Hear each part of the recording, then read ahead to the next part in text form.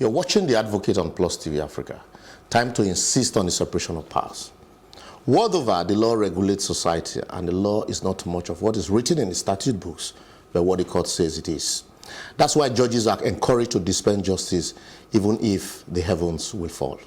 However, when a government or its agency, whose duty it is to implement the law, or pronouncement of the law as made by the court, now begins to intentionally flout or refuse to obey court order, then that society is gradually descending into a state that is short, nasty, and brutish. The recent marching order by the Federal High Court in Abuja, as reported in both various convention and online newspaper, ordering the Independent Corrupt Practices Commission, ICPC, to immediately unfreeze bank accounts and release his asset belonging to Blade Construction Limited and its director, Mr. Chukwumomo, readily comes to mind, amongst many of such other orders, intentionally disobeyed by government and its agents. You can add El Zazaki and Sambo. As reported in the Nation newspaper of May 7, 2019, and other newspapers of same day, the plaintiff had accused the ICPC of engaging in a witch hunt and therefore challenged his powers under the ICPC Act to investigate the dealings of a private individuals and entities not connected with public institutions. The plaintiff in the case challenged the ICPC for continuing to hunt them after they secured a judgment against it in November 6, 2017 on a similar matter at the Federal High Court in Abuja.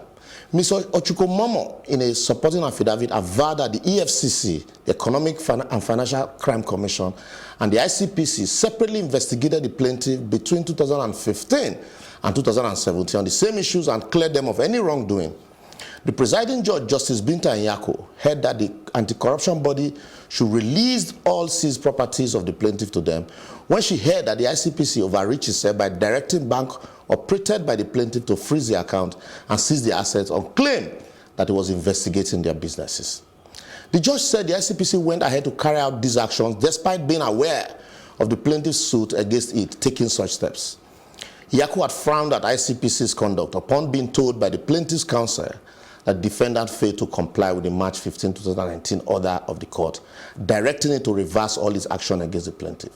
The judge insisted that the court order must be obeyed by the ICPC. The judge also noted that the law that allows ICPC to freeze suspects' accounts for up to 1 year without first obtaining court permission was a bad law. While it is important that our court should protect its integrity by insisting that this order must be obeyed before any party can be heard, most courts have shied away from this practice when it comes to government and the corruption agencies for fear of intimidation. This is where I salute the courage of Justice Binta Nyako. It is ironical that the government, looking for foreign investors by the day, is encouraging its agencies to disobey court orders, thereby frustrating the effort of local businesses at creating employment. This practice is found by the statement credited to Mr. President in 2017 when he said that national security supersedes the rule of law.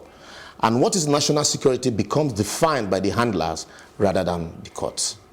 And as Mr. President takes the oath of office for another term, he must try to reverse such practices.